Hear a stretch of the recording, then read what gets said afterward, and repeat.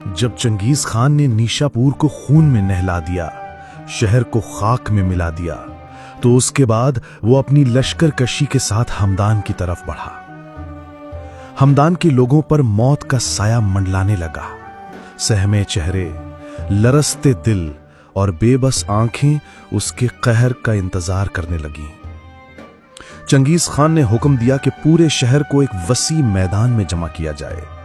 जब मजमा इकट्ठा हो गया तो उसने बुलंद आवाज में ऐलान किया, सुना है हमदान के लोग बड़े दाना, जीरक और फहमो फरासत वाले होते हैं। तुम्हारे बारे में मशहूर है कि हमें दानी व हीच नदानी, यानी सब कुछ जानकर भी कुछ नहीं जानते। फिर उसकी नजरें मजमा पर जम गईं। उसने धाड़ती हुई आवाज में कहा, मैं तुमसे एक सवाल करूंगा।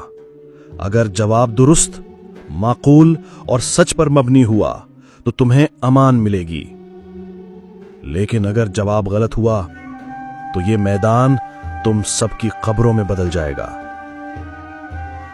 खामोशी छा गई। मौत की आहट सुनाई देने लगी। चंगेज खान ने आंखों में आंखें डालकर कहा, बताओ, क्या मैं खुदा की तरफ से आया हूं या अपनी मर्जी से आया हूं? अब मैदान में सन्नाटा था। हमदान के उलमा, मुशीर और दानिश्वर सर जोड़कर बैठ गए। सब सोच में डूब गए। जानते थे ये सिर्फ सवाल नहीं, शहर की जिंदगी और मौत का फैसला है। उसी लम्हे एक सादा सा चरवाहा सामने आया। उसकी आंखों में खौफ नहीं, बसीरत थी। वो चंगेज खान के सामने आ खड़ा हुआ। चंगेज ने कहा, अगर जवाब दूंगा तो इसी से सुनूंगा। चरवाहे ने निगाह उठाई, डरे बगैर कहा, ना तुम खुदा की तरफ से आए हो, ना अपनी मर्जी से। तुम्हें यहां हमारे आमाल ले आए हैं। जब हमने अक्ल को छोड़ा, जाहिलों, खुशामदियों और बेवकूफों को क़यादत दी, अहले इल्म और अदल को नजरअंदाज किया, तब हम पर तुम जैसे मुसल्लत किए गए। तुम हम पर हमारा ही अजाब हो। एक लम्हे को चंगेज खामोश हो गया। शायद इस सच ने उसे भी हिला दिया, और फिर उसने पूरे शहर को माफ कर दिया।